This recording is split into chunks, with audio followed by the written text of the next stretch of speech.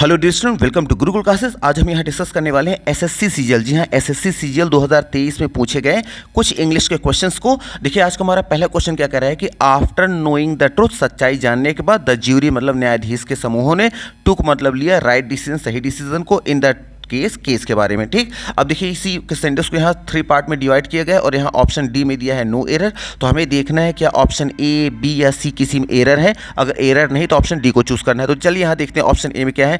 The jury, देखिए न्यायाधीशों के समूह को हम क्या बोलते हैं, ज्यूरी बोलते हैं। तो ज्यूरी ने टुक, ये टेक की सेकेंड फॉर्म है, मतलब पास्ट इंडेफिनिट का सेंटेंस बन रहा है। तो ज्यूरी ने टुक मतलब लिया, राइट डिसीजन मतलब द राइट डिसीजन सही डिसीजन, मतलब ज्यूरी न्यायाधीशों के समूहों ने एक सही डिसीजन लिया। और किसके बारे में आगे दिया है, इन द केस के बारे में।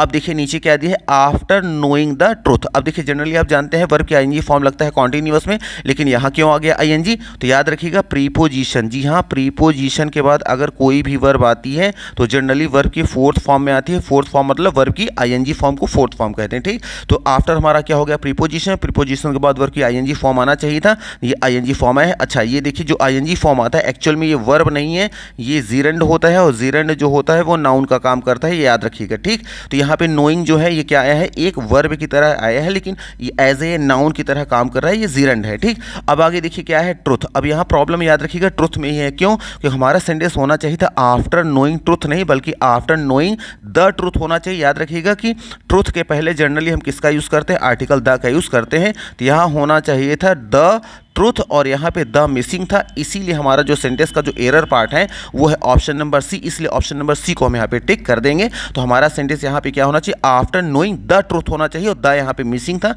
इसलिए ऑप्शन नंबर सी को हम यहाँ पे टिक कर देंगे।